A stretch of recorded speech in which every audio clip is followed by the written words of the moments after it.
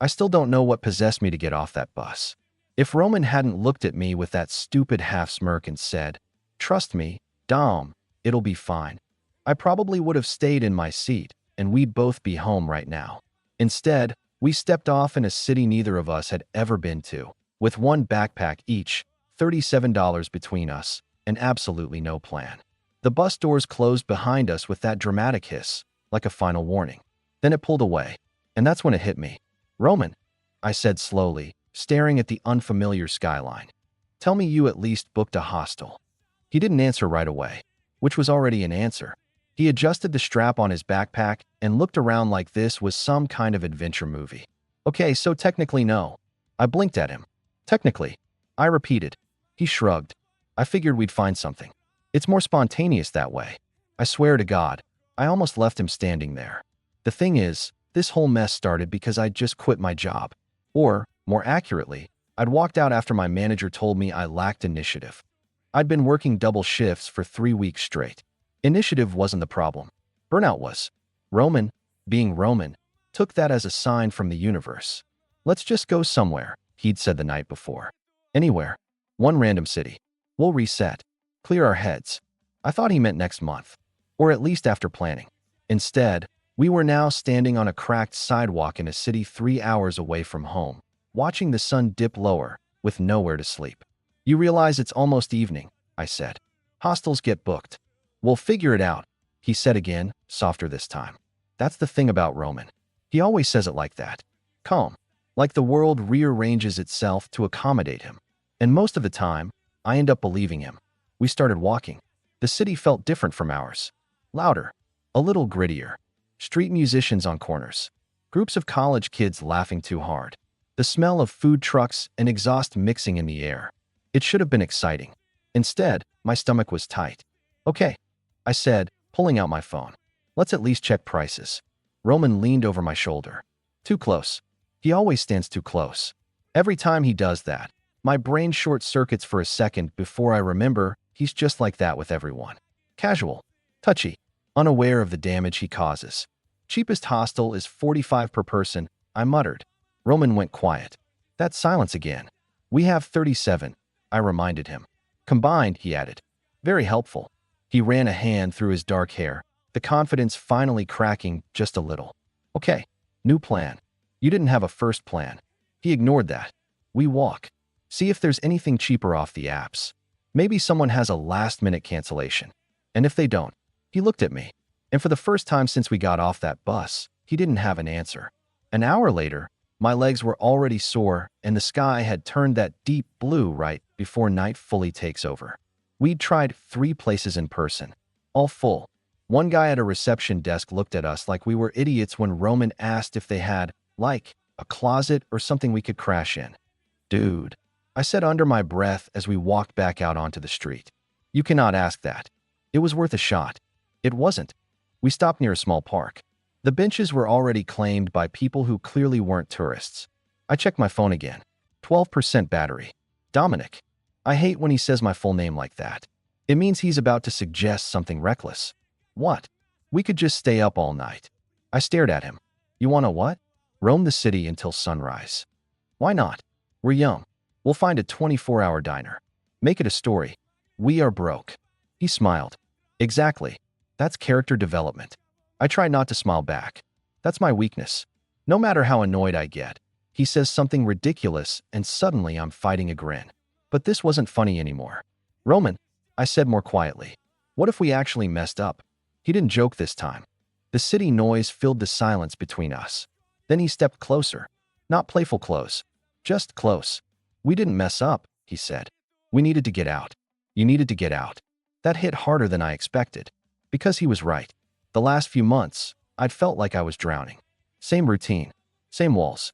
Same expectations. Roman had been the only thing that felt different. Unpredictable. Alive. "You could have at least checked your bank account before dragging me into a crisis," I muttered. He huffed a quiet laugh. "Okay, fair." Then, more seriously, "I thought I had more saved." "How much more?" "Like 50. I covered my face with my hands. He laughed again, softer this time, but there was tension in it. "We'll figure it out," he repeated. This time, It didn't sound like blind optimism. It sounded like a promise. And that's when I realized something. I wasn't scared of being stuck in a foreign city without money. I was scared of what happens when the distractions run out. Because when it's just us, no work, no friends, no noise, things between me and Roman feel different. Too charged, too honest. And tonight, with nowhere to sleep and nowhere to hide, I had a feeling we were about to find out exactly what that meant. About 30 minutes later, my phone died. And right after that, it started to rain. Of course it did. Roman looked up at the sky like it had personally betrayed him. You've got to be kidding me. I just laughed. Not because it was funny, but because at that point, it was either laugh or panic. And I had a feeling the night was just getting started. Rain in a city you don't know hits differently. Back home, rain is just weather. Here, it felt personal. Cold drops soaked through my hoodie in seconds, the streets turning glossy and reflective under the streetlights. Roman grabbed my wrist. "Come on," he said, pulling me toward an awning outside a closed bookstore. We ducked underneath it, both slightly out of breath like we'd just outrun something bigger than water. "This is romantic," he said. I glared at him. "We are homeless, temporarily misplaced." "Roman." He leaned back against the brick wall, water dripping from his hair. Even soaked, he somehow looked good. Annoyingly good. Like this was a photo shoot and I was the stress side character. "Okay," he said, finally serious again. "We need a real solution." "No kidding." He reached into his pocket and pulled out his phone. "Battery. 4%. Great. So we're both dead." He hesitated, then typed quickly. "Who are you texting?" I asked. He didn't look up. "Someone." That's not comforting. He hit send and slid the phone back into his pocket like it wasn't a gamble. We stood there in the rain noise silence for a minute. "Who did you text?" I asked again. Roman exhaled slowly. "Eli." My stomach tightened. Of course. Eli. Roman's almost something from last year. The guy he wasn't dating, but spent every other night with. The guy who knew him in ways I didn't. "He lives here," Roman added quietly. "Or he did. You didn't think to mention that before we got on the bus?" I didn't want that to be the reason. The reason for what? He finally looked at me. "For coming." The rain filled the space between us again. I hated that answer, because I didn't know what it meant. "You think he's just going to let us crash?" I asked. "I don't know. And if he doesn't?" Roman didn't respond. I laughed once under my breath. "This is insane." "Yeah," he said. "It kind of is." There was something fragile in his voice now. Not the usual bold, chaotic energy. Just uncertainty. And for some reason, that scared me more than the rain. 20 minutes passed. Then 30. No response. Roman kept pretending he wasn't checking his phone every few seconds. "He's not answering," I said gently. "Yeah. Maybe he changed numbers. Maybe." There was a tightness in his jaw I hadn't seen before. And suddenly this wasn't just about finding a place to sleep. This was about him. About unfinished things. "You don't have to do this," I said.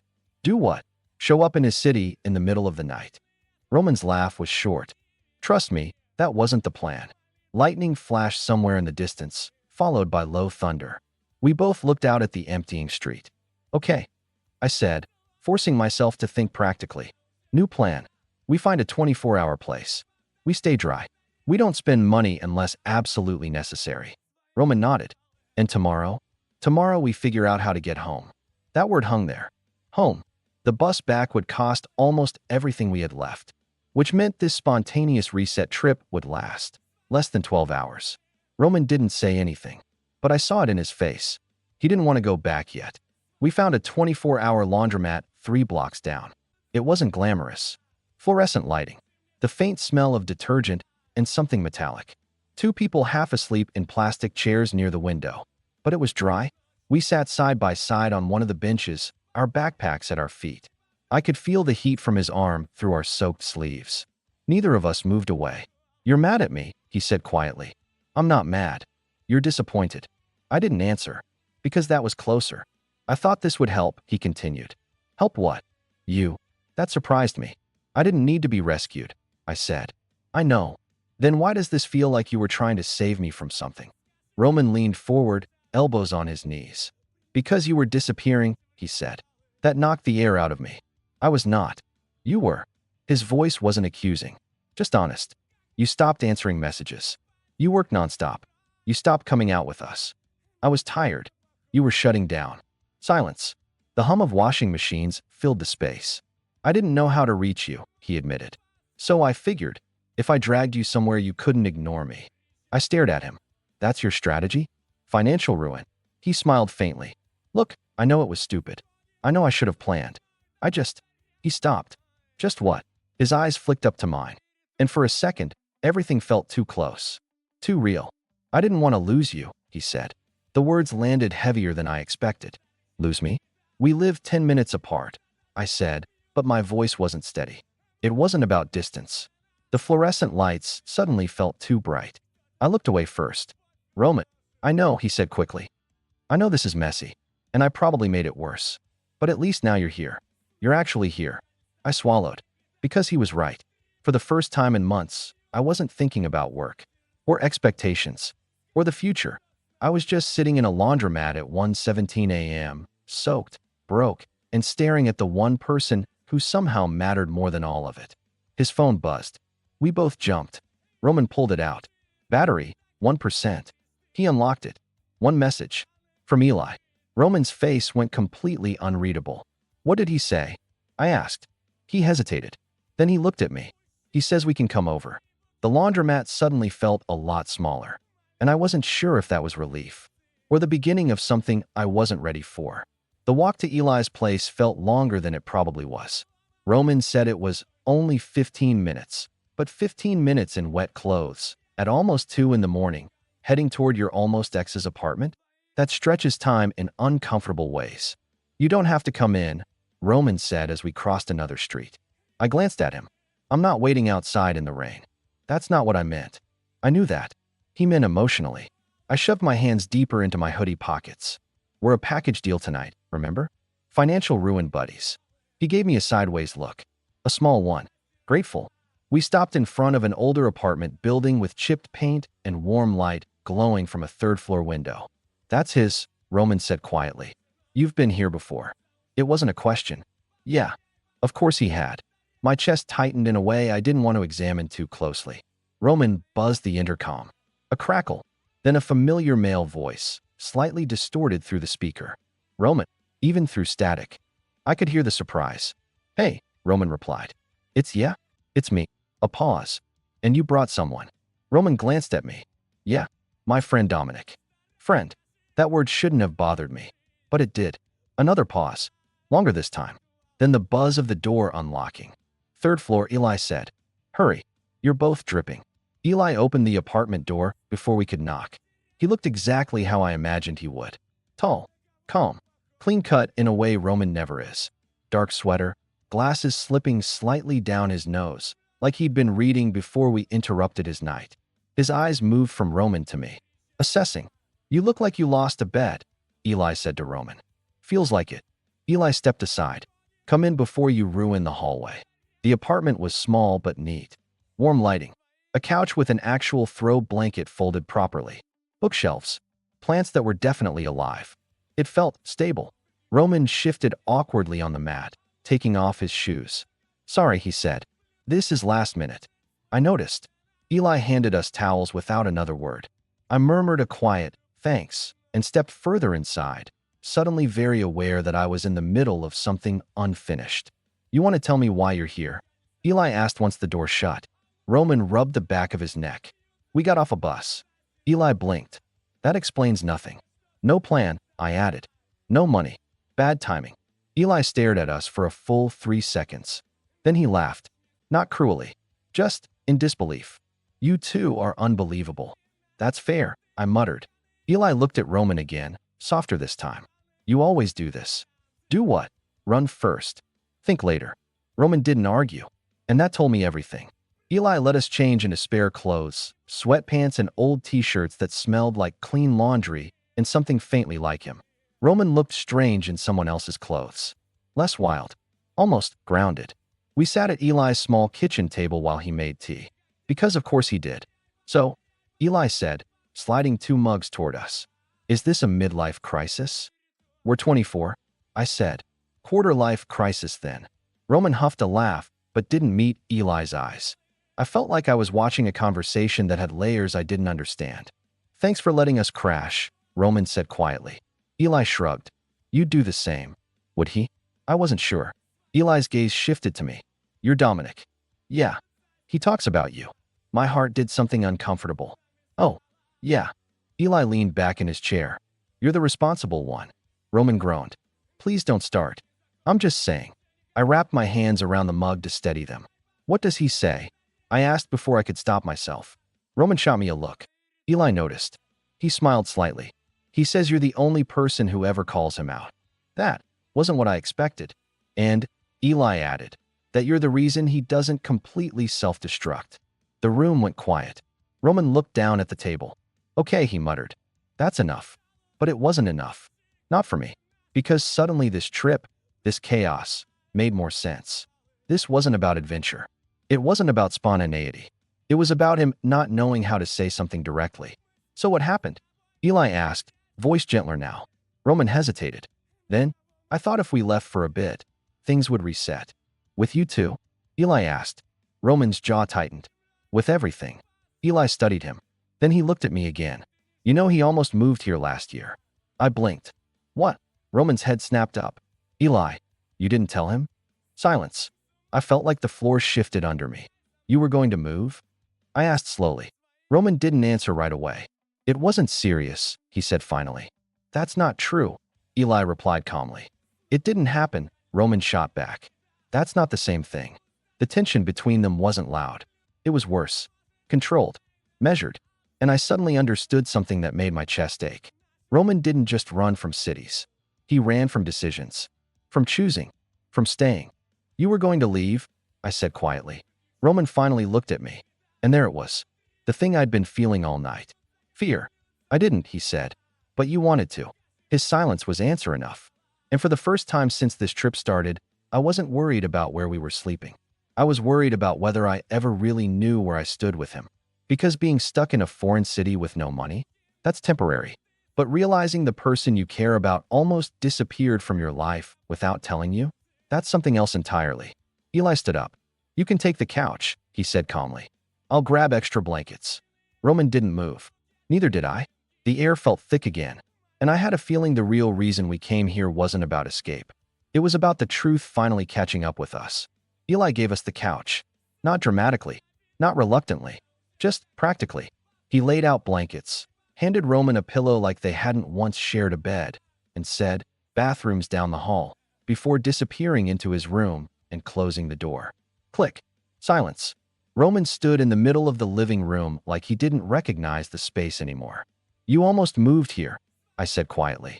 He didn't look at me. It was a year ago. That's not an answer. He exhaled sharply and sat down on the edge of the couch. It was different. How? He ran both hands over his face. Before things got complicated.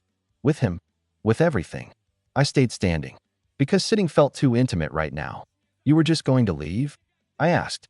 And not tell me. I was going to tell you. When? After you signed a lease? That's not fair. No. What's not fair is finding out in his kitchen at 2 in the morning. My voice wasn't loud. That almost made it worse. Roman finally looked up at me. You think I didn't think about you? He asked. I didn't answer. Because I didn't know which answer hurt more. He stood up, stepping closer. I didn't move because of you. My heart skipped in a way I hated. That's not the compliment you think it is, I said. He shook his head. You don't get it. Then explain it. The city noise outside filtered faintly through the windows. Distant sirens. A car passing. Roman's voice dropped. I thought if I stayed near you, I'd eventually ruin it. Ruin what? He swallowed. This. The space between us felt charged again. Like in the laundromat. Only heavier. You can't ruin something that doesn't exist, I said before I could stop myself. His expression shifted. Doesn't it? I looked away first. Because that question hit too close. We ended up sitting on opposite ends of the couch, blankets pulled over us like some weird ceasefire. The apartment was quiet except for the faint sound of Eli moving in his bedroom. Roman stared at the ceiling. Do you ever think about leaving? He asked suddenly. All the time. Not like quitting a job. I mean really leaving. New city. New start. I hesitated. Sometimes. Without telling anyone. I turned my head toward him. That's not how I do things. He nodded slowly. Yeah, I know. That wasn't a compliment either. I plan, I said. I save. I think. And I don't. You jump. He huffed a quiet laugh. Yeah. Silence again. I didn't almost move here because of Eli, he said after a minute. Then why? He shifted, sitting up a little. Because I felt stuck. And he was offering something solid. Stable. That word again. Stable. And you didn't want stable? I asked. I didn't want to feel like I was choosing a life that didn't have you in it. That knocked the breath out of me. You could have just asked me to come. Roman laughed softly. You hate risk. I don't hate risk. You overthink it to death. That's not the same thing. He turned toward me fully now. If I'd said, Dom, move with me to a city you've never lived in because I'm scared of standing still, what would you have said? I opened my mouth, then closed it, because I didn't know. And that terrified me. You see, he whispered. The worst part? He was right. I planned for security. For certainty. Roman plans for momentum. And somewhere in between, we'd built something neither of us had defined. You can't just run every time things get intense, I said. And you can't freeze every time something feels real. The words hung there. Real. That's what this was about. Not the bus. Not the money. Not even Eli. It was about the fact that when everything else falls away, jobs, friends, routine, Roman and I are left with something that doesn't fit neatly into either of our coping styles. He leaned his head back again. I didn't bring you here for Eli, he said quietly. I know. I brought you because I didn't know how to talk to you at home. That was painfully honest. And now? I asked. He turned his head toward me. Now we're stuck. I almost smiled. Yeah, I said. We are. But it didn't feel like being stuck in a city anymore. It felt like being cornered by our own feelings.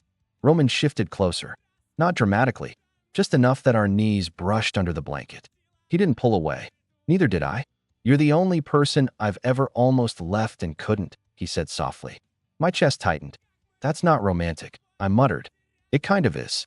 I let out a shaky breath. We're broke, I reminded him. Still, we're sleeping on your almost ex's couch. Details. I finally looked at him fully. His eyes weren't playful anymore. They were steady, vulnerable, and that was new. You scare me, he admitted. Why? Because if I choose you, I can't run. The honesty in that hit harder than anything else tonight. And if you don't choose me? I asked quietly. He didn't hesitate this time. Then I lose you anyway. The room felt smaller, warmer, too quiet. I could hear my own heartbeat. We were inches apart now, not touching, just there. And for the first time since we stepped off that bus, I wasn't thinking about tomorrow, or how we were getting home, or how much money we had left. I was thinking about one question. What happens when two people who survived differently finally have to decide whether they're running toward each other or away? Roman's hand shifted under the blanket. It hovered near mine, not grabbing, not demanding, just waiting. And I realized something terrifying. The city didn't trap us. The truth did. His hand was still there, waiting, not dramatic, not desperate, just open. I stared at it like it was a decision I'd been avoiding for a year. Outside, a car passed. Somewhere down the hall, Eli's floorboards creaked faintly. And Roman didn't move. He never forces anything. That's what makes it worse. You think choosing me means you can't leave? I asked quietly. He nodded once. Yeah, that's not how that works. It is for me. I finally slid my hand toward his. Slow, careful. Our fingers brushed. Electric. We both inhaled at the same time. You're not trapped, I said. Choosing someone isn't a prison sentence. It feels like one if you're scared you'll mess it up. You will, I said bluntly. He blinked. Wow. Encouraging. You will, I repeated. Because you're impulsive and reckless and sometimes selfish. He stared at me. But, I continued, voice softer, I'll mess it up too. Because I overthink everything and shut down when things get overwhelming. The tension shifted. Not gone. Just understood. This isn't about you running, I said. It's about you thinking you have to run before anyone sees you hesitate. His jaw tightened slightly. That's not. It is. He didn't argue this time. His fingers finally curled around mine. Warm. Firm. Real. You don't hesitate with other people, I added. I don't care about other people like this. There it was. Not flashy. Not cinematic. Just honest. The word this hung in the air between us. What is this? I asked quietly. He swallowed. You know what it is. I want to hear you say it. He searched my face like he was checking for exits. Then, softer than I'd ever heard him. I'm in love with you, Dominic. Everything inside me went still. The city noise disappeared. The tension from earlier, the bus, the rain. Eli, the almost move, it all collapsed into that one sentence. You don't get to drop that casually, I managed. He huffed a breath that almost sounded like a laugh. Nothing about tonight has been casual. I squeezed his hand. You were going to move here. I was scared. You didn't tell me. I didn't know how. And instead of telling me now, you dragged me into chaos. A small, guilty smile. When you put it like that, I shook my head, but I was smiling too. Because underneath the disaster of it all, there was something painfully clear. He didn't bring me here for Eli. He brought me here because he didn't know how to sit across from me at home and say what he just said. You're an idiot, I told him. I know. And I'm not stable either, I added. I just hide it better. His thumb brushed over my knuckles. You don't have to hide with me. The irony almost made me laugh. Roman, I said, voice steady now. I didn't freeze because I didn't feel anything. His eyes searched mine again. I froze because I felt too much. That landed. Hard. The air shifted between us again, but softer this time. Not tense. Not uncertain. Just vulnerable. You make me want things I don't know how to plan for, I admitted. Like what? Like staying. His breathing changed slightly. With me? With you. Not because it was safe. Not because it was logical. But because it felt like something worth building instead of escaping. He leaned closer. Slow. Giving me time to pull away. I didn't. When his forehead touched mine, it wasn't dramatic. It was grounding. Warm. Real. You don't have to run, I whispered. And you don't have to overthink this. A small pause. Then he asked, almost boyish again, can I kiss you? Even now. Even after all that. He asked. I smiled against his breath. You're terrible at subtlety. Dumb. Yes. He didn't rush it. His lips brushed mine softly at first, like he was still expecting me to change my mind. I didn't. I kissed him back. And it wasn't explosive or reckless like everything else he does. It was steady. Intentional. Like both of us were finally choosing the same direction at the same time. When we pulled back, he rested his forehead against mine again. We're still broke, I murmured. Yeah. And we're still in your almost ex's apartment. Minor detail. I laughed quietly. But something had shifted. We weren't stuck in a foreign city anymore. We were just two idiots who finally said what we'd been circling for months. What happens tomorrow? He asked. We take the bus home. All $37 worth. All of it. He nodded. And after that, I looked at him. No running. No freezing. We don't disappear on each other, I said. Deal. We sat there for a while longer, hands still intertwined under the blanket. Not rushing. Not panicking. Just breathing in the quiet. And for the first time since we stepped off that bus, I didn't feel lost. I felt chosen. I woke up before Roman did. For a second, I forgot where we were. Then I saw the unfamiliar ceiling. The neat bookshelf across the room. The soft morning light filtering through curtains that definitely weren't his. And I felt his hand still loosely wrapped around mine under the blanket. Last night hadn't been impulsive. It hadn't been chaotic. It had been quiet. Certain. Roman was asleep on his side, facing me. Hair a mess. Lips slightly parted. He looked younger like this. Less guarded. Less ready to run. I studied his face for a long moment, trying to memorize it in this context. Not as my reckless best friend, not as the guy who dragged me into disasters, but as the person who had just told me he loved me. He stirred, blinking slowly. When he focused on me, there was a split second of confusion. Then it came back to him. Oh, he breathed. Morning. A small smile spread across his face. Hi. We just looked at each other for a moment, like we were checking if it still felt real in daylight. It did. You didn't disappear, he said softly. Neither did you. He squeezed my hand once, like he needed the confirmation physically. Did we really confess our feelings in my almost ex's living room? He asked. Yep. Iconic. I rolled my eyes. The bedroom door down the hall opened. Footsteps. Roman sat up quickly. Right. Audience. Eli appeared in the hallway a few seconds later, already dressed, composed as ever. He took in the scene. The blanket, the way Roman and I were sitting too close to be subtle. He didn't look surprised. Just resigned. So, he said calmly, you two finally figured it out. Roman flushed slightly. You knew? Eli gave him a look. I'm not blind. I felt awkward suddenly. Thanks again for letting us stay, I said. Eli nodded once. Of course. There was something heavy beneath his calm tone. Not anger. Just understanding.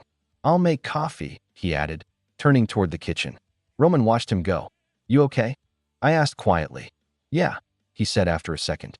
I think I needed to come here. To see him? To see that I wasn't supposed to be here. That landed gently. Not cruelly. Just honest. We got dressed in our still damp clothes, folding Eli's borrowed things neatly on the couch. The kitchen smelled like coffee and something toasted. Eli moved around with quiet efficiency. You heading back today? He asked without looking up. Yeah, I said. Before we're completely broke. Roman winced. We're already completely broke. Eli handed us mugs. Roman. He looked up. You don't have to blow up your life every time you're scared of standing still. Roman's jaw tightened slightly, but he didn't argue. I know. Eli glanced at me. Take care of him. It wasn't possessive. It wasn't territorial. It was almost protective. I will, I said. Roman scoffed lightly. Hey. Eli gave the faintest smile. You're terrible at staying, he told Roman. Roman exhaled slowly. Not this time. The words felt different now. Grounded. Intentional. We finished the coffee in a quiet, almost peaceful silence. Then Roman stood. Thank you, he said sincerely. Eli nodded. And just before we stepped out the door, he added softly, for what it's worth, I'm glad you chose something you weren't trying to escape from. Roman didn't respond, but I felt his hand brush mine as we walked down the stairs. Not out of habit, not out of uncertainty, just because he wanted to. The city looked different in the morning. Less intimidating, less cinematic. Just streets, buildings, people heading to work. We walked toward the bus station side by side, backpacks slung over our shoulders.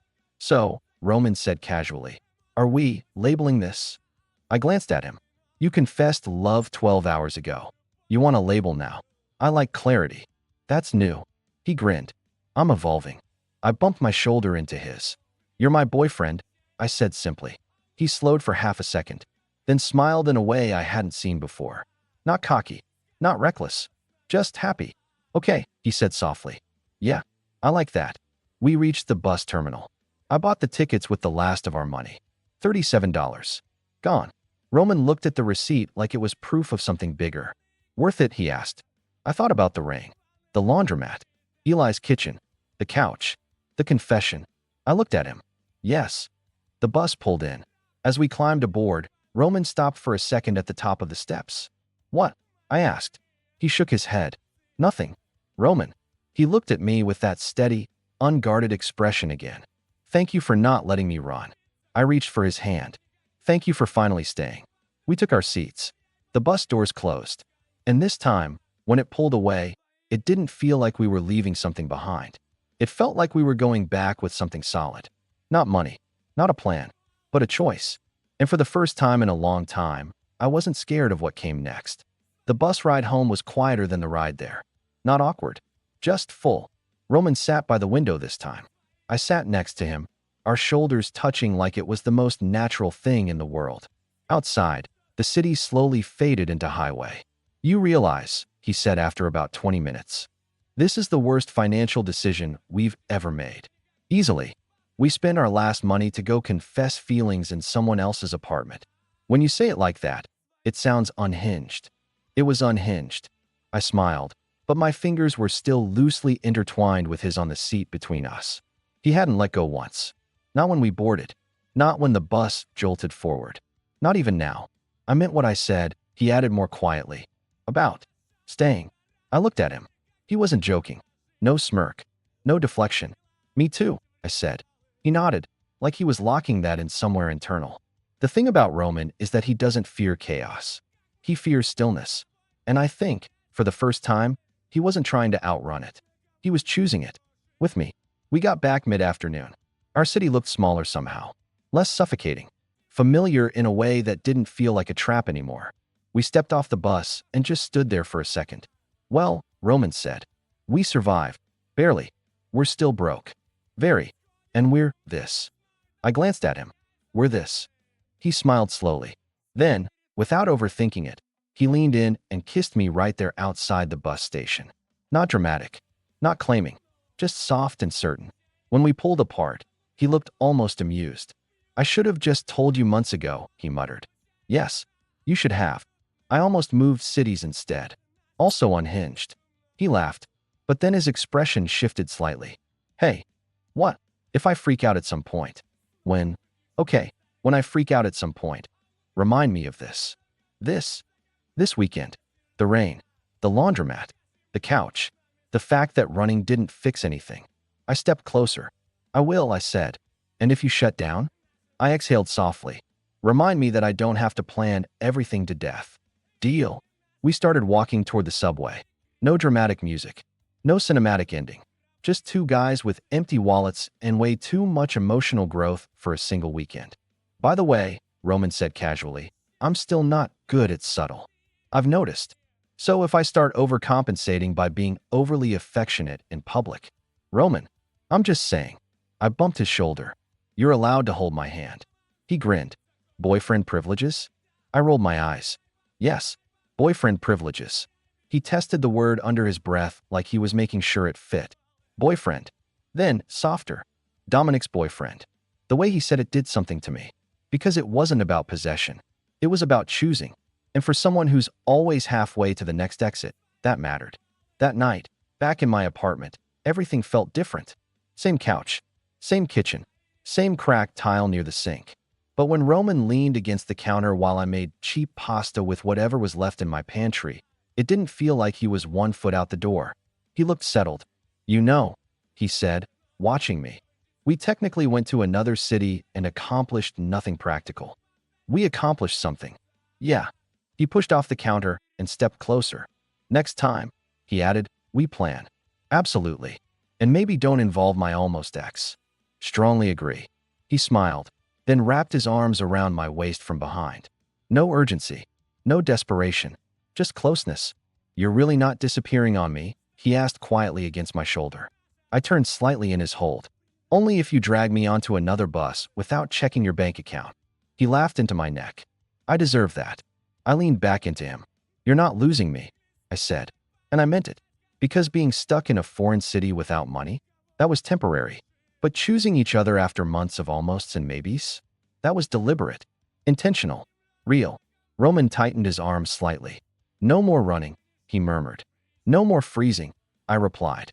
The weekend had started with chaos. Rain, uncertainty, fear of being stuck. It ended with something simpler. Two people who finally stopped trying to outrun what they felt.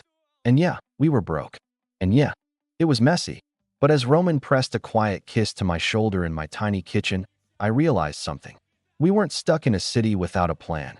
We just needed to get lost long enough to figure out where we actually wanted to be. Together.